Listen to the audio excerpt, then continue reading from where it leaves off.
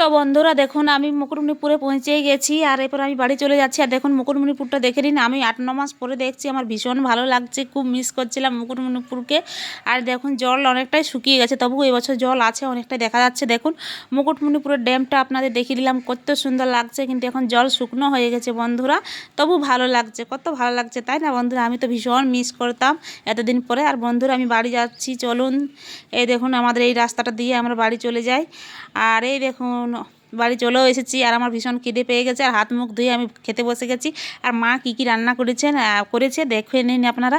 এই দেখুন ভেন্ডির তরকারি করেছে, লাউয়ের তরকারি করেছে, আর মাছের ঝোল বন্ধুরা। এই দেখুন মাছ, বড় একটা মাছের পিস, এই দেখুন কত বড় মাছের পিসটা। আর বন্ধুরা আমি এবার খেয়ে নিই। আর এই দেখুন এটা দিয়ে আমি খাবো বন্ধুরা, ভীষণ খিদে পেয়েছিল। আর এই দেখুন আমাদের ঘরের এই যে আমার ভাইপোরা, আমার বাবারা দুজন শুয়ে শুয়ে মোবাইল দেখছে। এই দেখুন দু মস্তান, এই দেখুন কত সুন্দর দু ভাই মিলে মোবাইল দেখছে। আর এদিকে আমার কাকু শুয়ে আছে। তো বন্ধুরা এইটুকুই, কেমন লাগলো আমার এই মিনি ব্লগ, আমার তো বাবার বাড়ির ব্লগ, আপনারা কমেন্টসে অবশ্যই বলবেন, দেখাবেন।